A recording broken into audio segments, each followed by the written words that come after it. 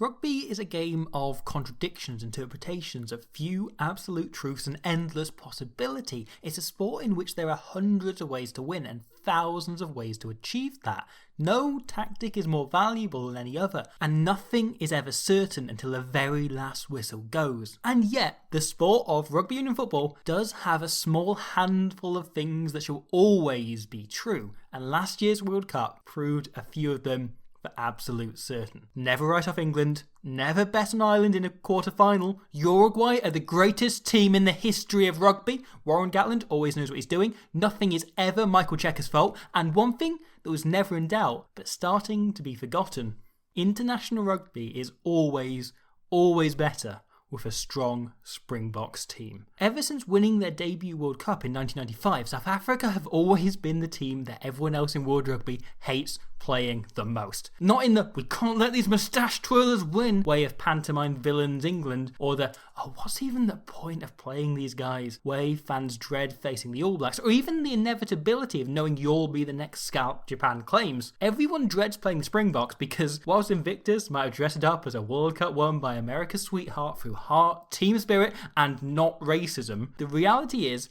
all three Springbok world titles have been claimed by combining those three elements with sheer, bloody-minded bastardry. South African fans often think everyone loves their team, but that's only because they've never had to play against them. When the All Blacks take you apart, it's cool, calm, collected. They're just a class above you. When the Springboks beat you, and traditionally, if you're not wearing black, they almost always do, they make it hurt. South African rugby isn't calm or cool, it's bloody and heartfelt. They batter into you and rip you apart limb from limb from limb from limb from limb. They ripped off more limbs than you even had, powered by passion, tearing through every set piece, rampaging on every carry, and they never ever give up. Whereas the best English teams are often referred to as bullies, the great South African sides are less like the kid who picks on you in a playground and more like a stampede of bulls charging right through the school fence. I want to make it clear, every word of what I just said was intended as a compliment. Rugby, after all,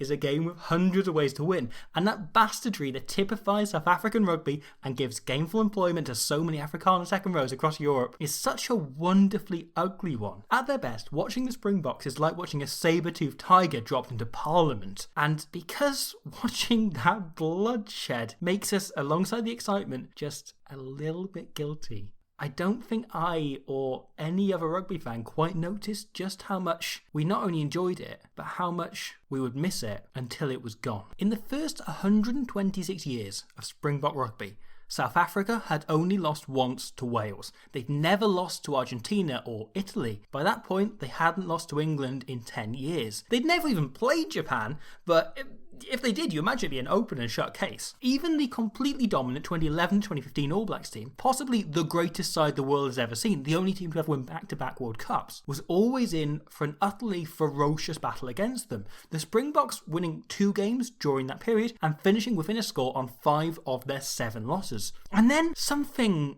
happened. The Springboks lost 5 games in 4 years against Wales. They lost 3 games in as many years against Argentina. In 2016, they lost to Italy. They lost consecutive games against England. And when they finally did play Japan, I don't know if any of you heard about this, but they lost. Wasn't talked about much, but yeah, it happened. They lost.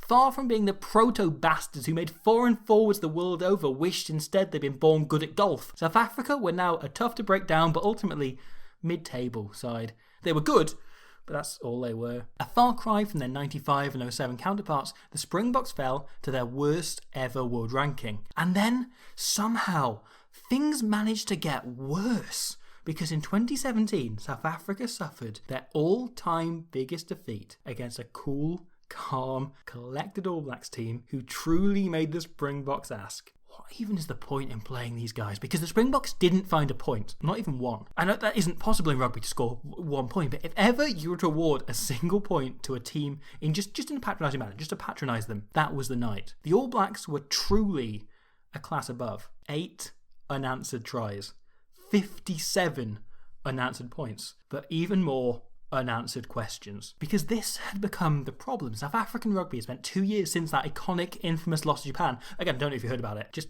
asking questions rather than looking for answers. Why did they lose? What's wrong with their own systems? Was it the players, the coaching, the game plan? There are hundreds of ways to win a game of rugby. Had the Springboks become so set in their ways playing one that would no longer work? A lot has been written about why the Springboks hired then coach Rassie Erasmus, but if we look at it from a purely rugby perspective, it seems that was their thinking. Erasmus's previous teams had always been attack-minded and innovative, often at the expense of actually being good, and that proved the case as well with his Springboks team. The South African attack under Rassie Erasmus was actually really innovative and bears a strong prototype resemblance to the structure being adopted by France this year under Fabien Galthié. The idea was your forwards adopt a 1-3-3-1 shape, which just means you have the hooker on one wing and the back row on the other, and then your other forwards, your 2 second rows, your props, and 2 of the other back rowers, group into 2 groups of 3 in the middle of the pitch. Since being popularised in about 2015, this has pretty much become the standard shape that all professional teams use to stretch the defence and ensure every player has support when they take contact. Erasmus, however, was responsible for one of the first major twists we saw on this system in Test rugby. Those 2 pods of 3 in the middle detach as the ball comes out, meaning the forwards run different lines to one another, and almost all 6 players are reachable with 1 pass from the ruck. It gives the scrum half plenty of options, and it's their decision as to where the ball goes, who's the best option to pass to. Basically, the idea is the 9 is given at least 5 players he can pass to off the base, instead of the then standard 2 or 3. This is something France, as I mentioned, are currently building on, trying to take to its kind of logical extreme, with the pod shape being less standardised, meaning they can create even more options for Dupont, often as many as 7, 8 or 9. When effective, we saw the Boks split rush defences with relative ease, as their forward carries were incredibly dynamic. You can brace yourself to hit one man the side of the 10 carrier, but when there's 3 coming and you don't know which one's going to get the ball, it also meant there was always support on hand for an offload or to clear out a tackle if it was completed. This then, in theory, gave the backs room to improvise. Instead of running dedicated patterns and moves, the idea was to buy them time. They had creative players, and they just buy them an extra second to create. At its best, it looked like this. It worked. Good try. Good rugby. At its worst, however, it looked more like this, and it looked more often like this. The lack of cohesion frequently being eaten alive by strong defences, because though innovative, more often than not, this structure wasn't working. Forwards were being caught behind the gain line, scrum halves smashed, passes picked off, and the gamble of buying back time, instead of setting them dedicated moves, backfired. The defence could often walk straight past the forward options. They weren't being fixed or drawn in. They were just giving a few extra seconds for the backs to decide which defender they wanted to walk into. The concept was really sound, but nothing about it worked in reality. Erasmus could see a strong game plan in his head, but he couldn't make it work. The only traditional Bok trait in there was the stubbornness. The structure was how the Springboks had to play if they were going to catch up with the rest of the world. The gnarled, niggly style won't work anymore. The Boks play fast rugby now. They pass, and not even recalling Mornay Stain will stop them doing that. This seemed to rip through the team spirit and the passion traditionally at the heart of Springbok rugby. Erasmus clearly gave his players a bit of a licence to play, but the happiest we seemed to see any player on the pitch during his 2-year tenure was Pat Lambie, when he dropped this goal out of sheer nostalgia for bastard rugby. These players still gave their all for the shirt, but they weren't fighting for each other. This team was all about evolution rather than progress. It's just that proved to be about as successful in evolution as a hyena's vagina, which you should all really Google now that we're in lockdown and work can't fire you for doing that during office hours. Seriously, do it. Look it up. They can't add all of us to a watch list, I think. So, anyway, something had to change. In 2018, the Springboks waved goodbye to Rassie Erasmus and his oversized blazer in order to bring in the oversized trousers required to house the enormous penis of one Mr. Rassie Erasmus. Rassie immediately shifted gears. He wasn't going to mess around, and by appointing himself South African Rugby's director of rugby as well, he also made sure nobody was going to mess him around either. Test match rugby these days is all about the extra 1 or 2%. It's about small margins, making sure you can get on top of an opponent by any means possible. And this was something Erasmus was very aware of. But it took Erasmus to realise, and this is a quote, that the Springboks were so focused on the extra 1 or 2%, they totally neglected the first 80. So that's where Erasmus began. He would spend the first few months working on establishing the 80 and then look beyond. Then look to add any extra 1 or 2% when it was possible, when he'd earned it. First up was the team culture. His phrase right from the beginning was, you get the right people, not the best people. If the most talented player in South Africa had been an arsehole who wouldn't listen to the game plan, he wouldn't play. Nobody was above the team. Nobody was above the plan. And sometimes the plan would require benching the best player or picking someone who was better suited to how they wanted to play rather than a perhaps objectively more talented player. He built a 31-man squad of hard workers, of scrappers who could trust each other to do their jobs. A close-knit side who were clear in their goal: to restore pride to the jersey, inspire a nation, and win the World Cup. Likewise, Rassie worked on the actual rugby side slowly and systematically. Even though he had a clear idea of how he wanted the Springboks to play, spoilers, it was like the Springboks, he felt the way to do that was by tweaking and twisting what was already in place. He saw the potential of the structure Kolisi had built and knew better than to discard what his predecessor had built just because it didn't work. Now, we saw the Kolisi game plan work really effectively twice. It's just that those two games happened to be Rassie Erasmus's second and third games in charge. What the Springboks had been doing was complicated, so Rassie simplified it. The main issue of the plan was that the margins for error were so small, but the consequences if errors were made were so vast. The forwards picking their lines started incredibly flat. This not only welcomed interceptions, but made the scrum half pass super difficult to thread and required the timing of the runs to be ultra precise. Kolisi almost expected his players to operate on a superhuman level, and if they didn't, they were getting turned over quicker than the new leaf that was clearly on the horizon in the later stages of Kolisi's Springbok career. That's a bit of a stretch. So Rassie made the simplest change. He spent a second or so of the time being bought for the backs on the forwards. They started slightly further back. They adopted more of a diamond formation, meaning the 9 could see each of them individually. He could assess their options rather than guesstimating. The chance of splitting the line on every carry decreased slightly, but the chances of retaining the ball for the next phase increased exponentially. This allowed Faf de Klerk to assess his options properly and bring runners onto the ball. They also left an option or two closer to the ruck as a safety blanket in case nothing was on. So much focus had been put on the extra 1 and 2%. Kolisi hadn't noticed that 80% of the time his intricate attacking structure wasn't working, and sometimes it's okay to just play one-up rugby. Erasmus continued to tweak further and further until, after a few months, this plan had become one of the 2.5 game plans the Springboks carried with them into the 2019 World Cup, with the half being kind of a middle ground between the two they'd occasionally revert to. I'll skip over that. Now, I'm going to refer to them as Plan A and Plan B, with the more attacking-minded plan I've just been touching on, and the plan I'm going to expand on now being Plan B. But really, they're perhaps best identified as Plan Pollard and Plan Yankees. Because in order to win a World Cup, you don't need the best people, you need the right people. And the two South African game plans were good as custom made for the two 10s they took to the World Cup. Pollard really clearly fitting into what Rassie wanted from a flight half for his preferred plan, and their alternative, a more attacking minded structure designed to get the most out of the underrated but unversatile Elton Yankees. The basis of Plan B was much as I've described, but instead of the scrum half being the key man selecting the runners and controlling the tempo of the game, it was the fly half. He stood in flat to the ruck and made the key decisions. The ball remained mostly in hand. The Springboks would play rugby across the full field, but it still kept the risks low by channeling everything through one man with a master plan, rather than, as per se, Australia, playing kind of improvised barbars rugby within a set, organised shape. Now, Elton Yankees gets a lot of stick because perhaps he isn't the most well-rounded fly half in the world, but for me, he stands next to Finn Russell as one of the best in the world engaging a line and bringing runners onto the ball. Maybe it's because potential tacklers are all wondering, what the hell is going on with that guy's hair? But Yankees is excellent at just buying a half second for the guy he's passing to. The quality, timing and selection of his passing is also pretty phenomenal, and he's become extremely good at knowing when to try and throw that ambitious last pass that may just unlock the defence. Because the onus was put on the 10, it allowed the 9 to play the natural game, to just play off instinct. As such, it's not a surprise that when utilising this structure against Australia in the Rugby Championship or Canada in the World Cup, we saw man-of-the-match performances with multiple tries scored by the scrum half, be it the fruit of Franklin's Gardens,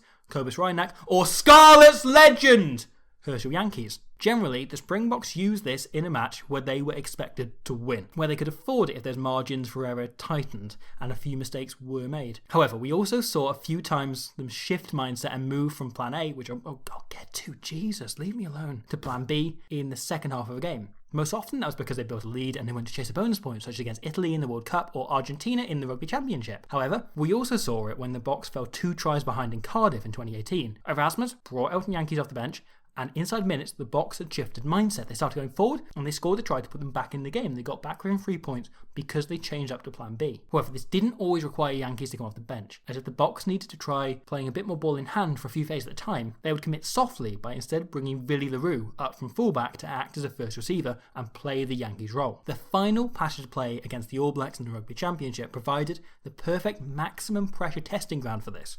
LaRue starts slotting at 10, trying to create the extra yard of space that eventually allows Cheslin Kolbe to storm away down the wing, put in the kick, that's regathered, and creates this crucial try for Herschel Yankees. And most importantly, the Boks managed this without having to bring off their 90% 40-metre goal kicker in Andre Pollard, meaning he's free to slot the tricky conversion to tie the game in the last play. And even when it wasn't the last minute, Pollard was always there with the right of veto. He'd sometimes just drop into the pocket whilst LaRue was setting up the next attack, the next phase, to signal the experiment's over and the Boks now are going to kick. This plan took Erasmus to the infamous win over the All Blacks in 2018 that really kickstarted the, oh shit, the Springboks are good again.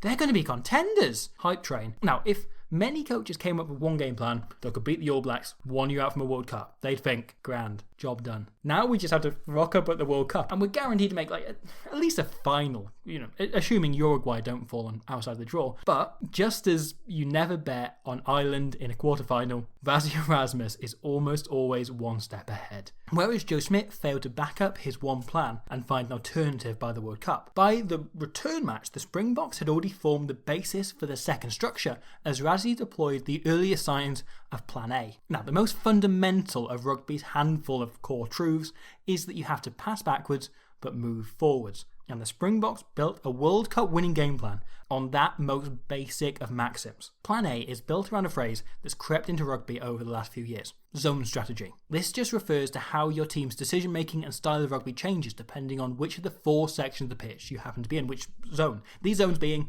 your own 22, your own 22 to halfway to the opposition 22, and the opposition 22. Now, I rewatched and drew up notes on 7 Springboks games where they were using this plan, Plan A, when researching this video, and only once over the 7 games that I noticed at least did South Africa keep hold of the ball for more than 6 phases while in either of the middle 2 sections of the pitch. Generally speaking, if the Boks had a set piece in the centre section of the field, they played exactly 5 phases, sometimes 2 or 3, but generally 5-6, to see what was on and if they could find or create any space. Sometimes this happened. They made breaks, they created tries.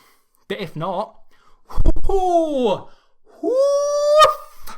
this led to some criticism that the Boks was short on ideas, that they were just booting it away because they didn't know what to do. But it was far from that. The Springbok kicking game is not about territory. It's about momentum. It's about ensuring that you are always going forward and they, your opposition, are always going backwards. They're always turning around to help their fullback who's about to be smashed the second his feet hits the ground. A team playing for territory kicks low and looks to make the ball bounce. A team looking to chase and regather upfield kicks high, but short, usually down the wing to create a one-on-one contest. The Springboks instead kick to control the flow of the match. Faf de Klerk here, for one example, kicks from one end of zone 2 to the other, and Mapimpi completely overruns it. He misjudges it. Halfpenny, however, is, as ever, on the money, you get it, and judges it and claims the ball perfectly. But Sia Kolisi smashes him.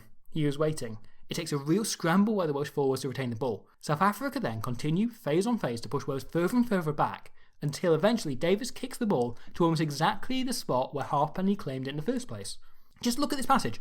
Wales had possession, sure, but the Boks were the team in control, all because they knew when, where, and how to kick. Or here, because Japan liked to drop Kazuki Himano, their biggest ball carrier, back to try and generate some momentum by taking a pass off one of the back 3, the Springboks instead kick right to him, meaning Mapimpi can hit him the moment he catches the ball and force him backwards, thereby killing Japan's momentum before it's even got going. If we exclude the All Blacks game in Yokohama, which they obviously lost, each game last year where Plan A was deployed, the opposition had more possession than the Springboks, but in each of those games, throughout the full match, their momentum-based kicking strategy meant they remained the team in control, regardless of who had the ball. This commitment to moving up the 4 zones had 2 integrated bonuses.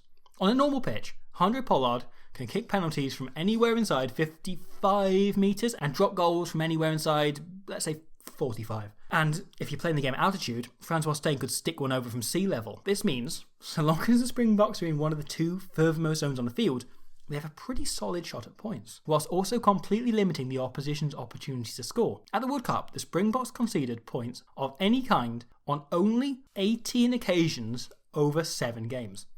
To give a random Tier 1 comparison, Argentina conceded on 17 occasions in 4 games. And 4 remains the key number, because that's how many tries the Springboks conceded over the full World Cup. 4. The fewest by any team to ever play 7 matches at a World Cup. And 2 of those 4 came from 5-metre set pieces. The Springboks' main defensive line was only breached in any manner they couldn't handle, that they weren't prepared for, that they weren't able to scramble for, twice in 560 minutes of rugby. Both of them in their opening game against the All Blacks. Simply put, South Africa's defence is the best in the world. Most modern teams play a very fast, very organised defence, but each with points of difference. England likes to push you out towards the touchline. Wales is built on killing you in the 13 channel. Ireland are just about smothering you and reducing your options. And Canada's is about missing as many tackles as possible, but the Springboks' was an inventive domino effect designed to get the most out of each individual player. The idea is each player is spread further apart from the player inside them than the last, ultimately culminating in the winger being way out alone like me on my birthday. I've talked a lot in the past about how South Africa's use of their wingers is the most interesting feature of their defence,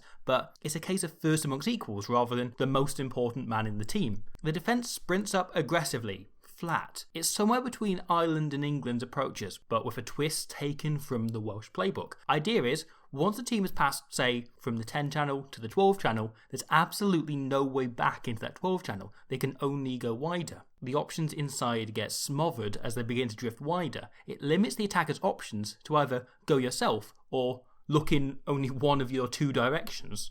Except in the way Wales and Georgia and New Zealand use their 13 to shoot up and kill an attack, the Springboks used their winger, with the aim being to stop the attack, not the attacker to kill a move, and allow another player to come in and help finish them off. This is made possible partly thanks to the rugby intelligence of Cheslin Kolbe and Makazole Mapembe, but also the way the Bok defence spreads. The wider Kolbe is stood, the better a picture he has, the better able he is to read and then be able to shoot in and make that big tackle. This hit here is all Kolbe, but it begins with each forward getting back up on their feet early enough to allow the line to be set as wide as it is. The Bok approach was always a true team effort that occasionally made it look like a moment of individual brilliance. This defence and Plan A were there in rudimentary form, not dissimilar to the outline I've just described, from that game against New Zealand in 2018, and featured heavily that autumn, but that only represented the 80%. Rassie Erasmus was now, at that time, ready to begin adding on the additional 1 or 2% that would ultimately make all the difference if they were to win the World Cup, which they did. Spoilers. Now, a Rassie Erasmus team is basically an enormously motivated blunderbuss made all the more unpredictable for a few really tricksy innovations, and each piece of Rassie Razzle Dazzle originated with one simple question, one thread of logic that he asks himself on the regular. What would you do if you could cheat? If hypothetically you could have one huge, literally unfair advantage over the opposition, what would you want it to be? What would be your preferred massively OP game breaker be? And then, once you've worked that out, once you've found that, once you know what it would be, how can you make that a reality? Some of these are simple. What if you could kick goals from literally anywhere? All you have to do is call up Francois Steyn. What if you could form a maul when your pack is prepared, but your opposition's isn't, so you're only facing 1, maybe 2 opposition players? Ta-da! Or what if the opposition in this age of analysis couldn't predict part of your defence? So the Boks added an extra magic element. Peter Steptoe would not adhere to the team's main defensive shape, but instead use his incredible work rate and fitness to fly up in the face and crush oppositions like a baby hyena, leaving their mother's incredibly tight vagina. You can analyse how 14 out of 15 would defend, but that doesn't matter if you're being crunched by a tireless blonde lamppost. Better yet, what if you could predict your opposition's attack patterns? So, the Springboks hired former Ireland fullback Felix Jones, who Erasmus knew and trusted from his days at Munster. The Boks attacking playbook was well in place before Jones arrived, but his job, and Erasmus has been open about this, was to tweak and adapt each move to better target Northern Hemisphere teams. Jones had coached players in the Irish team and against those from the Welsh, Scottish and Italian teams every week for 4 years and played against them every week for 8 years before that. The French and English were also regular foes. He knew the opposition Erasmus might be facing inside out, and his job was to apply that, to go through the aforementioned playbook and point out that, this move might not work against Wales because they depend on Josh Navidi in the 10 channel. This move will work better against Scotland because of how Sean Maitland likes to cover the wing. Or this move will definitely work against Ireland because if we face them, it will be a quarter-final. Felix Jones has since stayed on with the Boks to solve another what if. What if the Northern Hemisphere-based players were just as up on national team plans as their locally based counterparts? His job now being to visit players based in England and France, assess where they're at in training, and then take them out to dinner to make sure they're up to date on Rassie's new plans and plays. The ideas roll on, perhaps the most unfair of all. What if you had Cheslin Kolbe? To achieve this, Rassie Erasmus selected Cheslin Kolbe. However, the true masterstroke, perhaps the biggest factor in the ultimate World Cup win, came from this thread of logic. Having a massively strong scrum is a huge advantage in any normal game of rugby. But the problem is, the most powerful forwards tend to be the quickest to tire. But what if they weren't? What if your entire pack could power on at full strength, full demolition all game? So Rassie Erasmus invented the bomb squad. Instead of a standard bench of 5 forwards and 3 backs, Erasmus dropped the replacement 10. Andre Pollard would play the full game, knowing Villy Leroux or Francois Steyn could fill in if needs be, meaning South Africa had 6 forwards and 2 backs. This isn't new, but the manner in which South Africa used those 6 was. Initially, the bench in rugby union was only used in case a player got injured, and then it became for tactical change. One prop was struggling at the scrum, so you brought them off. Or you wanted to put a Nippier 9 on to help bring pace into your attack. The opposition was starting to pin you back, so you bring on a 10 with a rocket of a boot. Most teams who, in past, went for 6-2 splits on the bench, picked 2 back rowers, more dynamic players who could come on and change something. The idea of an impact player seeped into rugby. It became one of these new core fundamentals. Someone who changed the shape of a match off the bench. However, Rassie Erasmus' approach was exactly the opposite. His approach was all about continuity. Most teams tire, they ache and slow down. Through carefully timed substitutions, Erasmus was able to keep the same pace and intensity across 80 minutes. Just when the other team's accuracy was beginning to drop, the team would play the same way, whilst the opposition was beginning to pull themselves in different directions by bringing impact men on. This wasn't just physical. Erasmus has spoken as well about how science suggests players make poorer decisions when their brains crave oxygen when they begin to tire. By keeping the bodies fresh, he kept their instinct sharp and decision-making accurate. In one of his typical Twitter posts of himself doing big dick inspirational shit, Rassie said he would never make a substitution if a player missed a kick, messed up a line out, knocked the ball on. It was based solely on energy. Using modern technology, the coaches track each player's heart rate, work rate, their ability across the pitch. And the moment that dipped, not the moment they knackered themselves out as per traditional thinking, but the moment they saw that player's performance dropped 1 or 2% as a result of fatigue, the moment they were less effective at one ruck, then they came off. And Rassie rebranded you being hauled off, not as a bad thing, not even as an Eddie Jones style changing of your role, but as a badge of honour.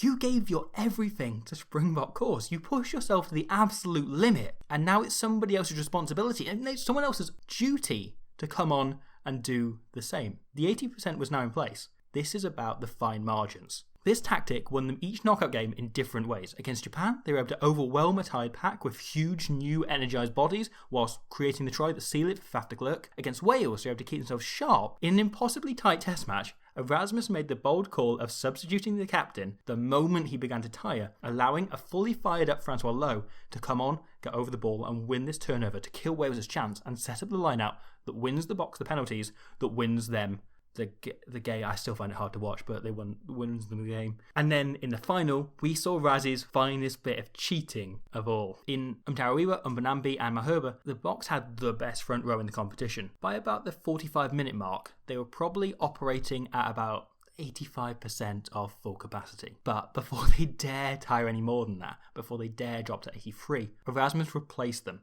with the second best front row in the competition, who could all now maintain 95 to 100% right through to the final whistle. Conditioning coach Alex Walters knew this would be the case and had almost a full year to get the front row players into such a shape to be at absolute peak for about 50 minutes. Whilst other nations sacrificed power to make their best players last 80, it took excellent planning and careful timing, but Rassie had done it. He'd built an invincible pack that could never tire. But in amongst that pack was perhaps the most galvanising factor in how South Africa won the 2019 Rugby World Cup. Because pretty much the first thing Rassie Erasmus did as Springboks Director of Rugby was perhaps the most important of all. He appointed a back rower by the name of Siamafanda Kolisi as the first black captain of the South African national rugby team. Kolisi's story is now famous the world over. It's a story that transcends the sport, and that's because it's worth telling. Siya Kolisi's mother was just 16 when he was born, his father still in his final year of school. Growing up in an impoverished township just outside Port Elizabeth, Kolisi's family struggled to find the 50 rand required to pay Siya's annual school fees, while little money they had going on making sure Siya, his mother, and his two much younger siblings could eat. When Kolisi was 15, his mother died, leaving his grandmother to raise him and his brother and sister in foster care. However, there was one spark of hope. When Siya was 12, he was spotted playing in a local rugby tournament. He was playing the competition in boxers because his family couldn't afford shorts, everyday shoes because he couldn't afford boots, and yet he shone above the competition. Kolisi was offered a rugby scholarship at the prestigious Grey High School. When asked if he felt pressure on that tournament, Kolisi said most of his thoughts that day were on simply being able to eat. He only had a few words of English at the time, and yet Kolisi thought he worked. He took every chance he was given, and he rose through the age grade ranks in Eastern Province and made the South African under-18s and under-20s before being handed a chance in Super Rugby. And, in 2013, 1 year on from his debut in the top flight, he pulled on the Springbok jersey for the first time. Whilst he was initially in and out of the team, in 2015 he made the squad for the World Cup in England. By 2016 he'd established himself as a regular starter, and in 2017 he was the stand-up player in the aforementioned struggling South African side. In 2018 he was made captain. In 2019 he won the World Cup. At every stage, Kolisi faced enormous adversity. Nothing was given to him, nothing was free. All this points to him being a truly extraordinary man. And yet, not all extraordinary men make extraordinary leaders. And in order to shine a light on why Siya Kolisi is going to be deservedly remembered as one of the greatest captains in the history of our sport, I think you need to look a little bit beyond that final. After winning the World Cup, the Springboks were named Team of the Year at the hugely prestigious Laureus Sports Awards in Berlin. And as they collected the trophy, Kolisi was invited alongside a few of his teammates on stage to give a speech. And what Kolisi said, to me, symbolises why he was so effectively able to bring this, a team combining all shapes, sizes, colours and creeds or walks of life within the Rainbow Nation, together. Having overcome such odds, it would have been easy for him to talk about that, to become lost in that. But when prompted to discuss his own upbringing, he acknowledged his struggle, but he moved on quickly to how Cheslin Kolbe had been told he was too small to play rugby his entire life, of how Francois Lowe had come from a prestigious rugby background and had to withstand the pressure of people telling him he'd be a failure if he didn't make the Springboks since he was 12 years old. Watch any interview of Kolisi and you'll just as quickly see him shine a light on fellow township kid Makazole Mapimpi, or talk about how Peter Steph the Toy grew up on a farm miles from the closest rugby club and yet had to live up to having a Springbok legend in the family. How Shock Britt spent 11 years of great form being ignored by the national team. Of how Lekanyuam had 5 years of journeying from club to club, struggling to get game at Currie Cup level before making his Sharks debut in 2017 and his Springboks debut later that year. Because Kolisi understood something. Every person's struggle and strife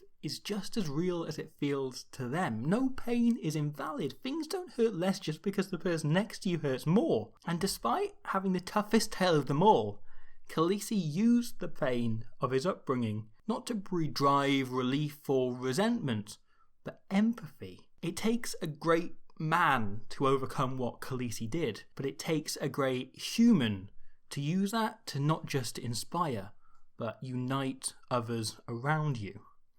Because his tactics were clever, his innovations interesting, his appointments excellent, but the real genius in how Erasmus managed to make sure Pantomime Villains England were 20 points behind you in that World Cup final was just how he embraced rugby's core fundamental truths. A good pack will always be worth their weight in gold. A good goal kicker will always be worth their pack's weight in gold. The 1% are what win you a World Cup, but the 80% is what gets you in position to do so in the first place. And most importantly, a team united will always beat a team of 15 individuals, especially when it's a team that takes such strength, such pride in their differences. A team everyone hates playing, but is so glad to see back once again. International rugby is better with a strong Springboks side. So here's to the next 126 years of beautifully bloodthirsty rugby. If anyone enjoyed that and wants to go down another YouTube rabbit hole right now, I recommend looking up videos of the South African team's families in the days following the final. There's a particularly good one with Lukhanyo Am's mother, who begins to cry and then her phone goes off and she silently switches it off whilst not breaking and looking away at the camera, whilst not acknowledging it. It's great. There's loads of them out there, as well as there being loads of stuff on this channel. I did another deep dive on Uruguay and how they overperformed at the World Cup last year, and I've got more coming. I want to do the next one on, and if you're a South African fan, you may want to look away, turn your ears away right now. The Brighton Miracle, the game in which, you might have heard of it, South Africa lost to Japan, back when Japan hadn't won a World Cup game in 20 years. So that's what's coming next. That's going to be there. I'm also doing the film club. I'm also, if you really like hearing too much detail on the games, I'm doing this podcast on the 2011 World Cup. Please, even if you haven't watched any of those games or you haven't been rewatching them, you'd barely remember them because they were 8 years ago. We're hopefully trying to make it entertaining for anyone else that's wanting to tune in. That's all going up at the minute. I hope you enjoy all of that. There's more to come. Thank you very much for watching that. Thank you to everyone that supports the channel on Patreon, and I'll see you some point in the future, hopefully quite soon. Thank you very much. Goodbye. And gets nice little pass to Erasmus. To Blanche was there for the pass. And I have with 34 meter thick.